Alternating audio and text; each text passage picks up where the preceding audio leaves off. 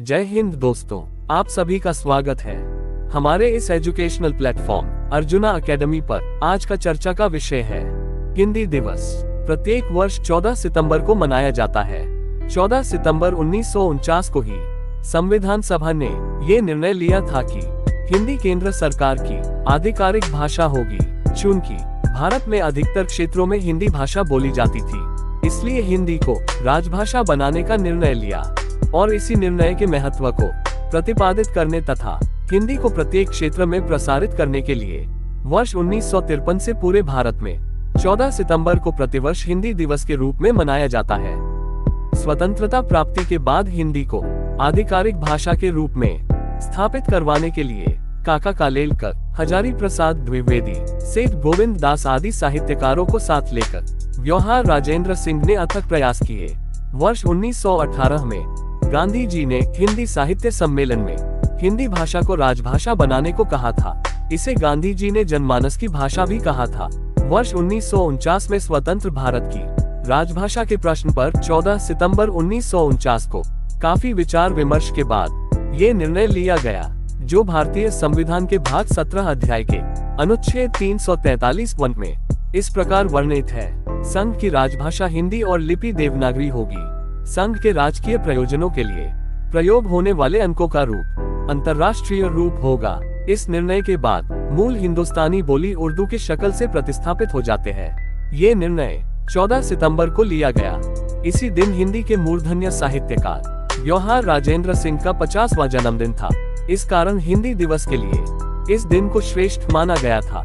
हालांकि जब राष्ट्रभाषा के रूप में इसे चुना गया और लागू किया गया तो अहिंदी भाषी राज्य के लोग इसका विरोध करने लगे और अंग्रेजी को भी राजभाषा का दर्जा देना पड़ा।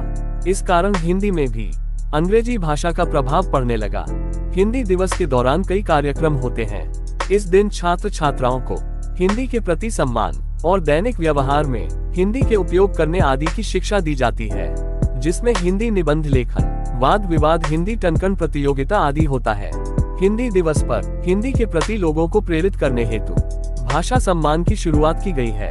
ये सम्मान प्रतिवर्ष देश के ऐसे व्यक्तित्व को दिया जाएगा जिसने जन जन में हिंदी भाषा के प्रयोग एवं उत्थान के लिए विशेष योगदान दिया है। इसके लिए सम्मान स्वरूप 1,01,000 रुपये दिए जाते हैं। हिंदी में निबंध लेखन प्रतियोगिता के द्वारा कई जगह पर हिंदी भाषा के विकास और विस्तार हेतु कई सुझाव भी प्राप्त किए जाते हैं। हिंदी निबंध लेखन, वाद विवाद, विचार गोष्ठी, काव्य गोष्ठी, श्रुत लेखन प्रतियोगिता, हिंदी टंकन प्रतियोगिता, कवि सम्मेलन, पुरस्कार समारोह, राजभाषा सप्ताह। हिंदी दिवस पर हिंदी के प्रति लोगों को उत्साहित करने हेतु पुरस्कार समारोह भी आयोजित किया जाता है, जिसमें कार्य के दौरान अच्छी हिंदी का उपयोग करने वाले को ये पुरस्कार दिया जाता है। ये पहले राजनेताओं के नाम पर था, जिसे बाद में बदलकर राष्ट्रभाषा कीर्ति पुरस्कार और राष्ट्रभाषा गौरव पुरस्कार कर दिया गया। राष्ट्रभाषा गौरव पुरस्कार लोगों को दिया जाता है, जबकि राष्ट्रभाषा कीर्ति पुरस्कार किसी विभाग, समिति आदि को दिया जाता है। राजभाषा गौरव पुरस्कार, ये पुरस्कार तकनीकी या विज्ञान के विषय पर लिखने वाले किसी भी भारतीय नागरिक को दिया जाता है। इसमें 10,000 से लेकर 2 लाख रुपए के 13 पुरस्कार होते हैं। इसमें प्रथम पुरस्कार प्राप्त करने वाले को 2 लाख रुपए, द्वितीय पुरस्कार प्राप्त करने वाले को 1.5 लाख रुपए और तृतीय पुरस्कार प्राप्त करने वाले को 75,000 रुपये मिलता है। साथ ही 10 लोगों को प्रोत्साहन पुरस्कार के रूप में 10,000 रुपये प्रदान किए जाते हैं। पुरस्कार प्राप्त सभी लोगों को स्मृति चिन्ह भी दिया जाता है। इसका मूल उद्देश्य तकनीकी और विज्ञान के क्षेत्र में हिंदी भाषा को आगे बढ़ाना है। राजभाषा कीर्ति पुरस्कार, इस पुरस्कार योजना के तहत कुल 39 पुरस्कार दिए जाते हैं। ये पुरस्कार किसी समिति, विभाग, मंडल आदि को उसके द्वारा हिंदी में किए गए श्रेष्ठ कार्यों के लिए दिया जाता है। इसका मूल उद्देश्य सरकारी कार्यों में हिंदी भाषा का उपयोग करने से है।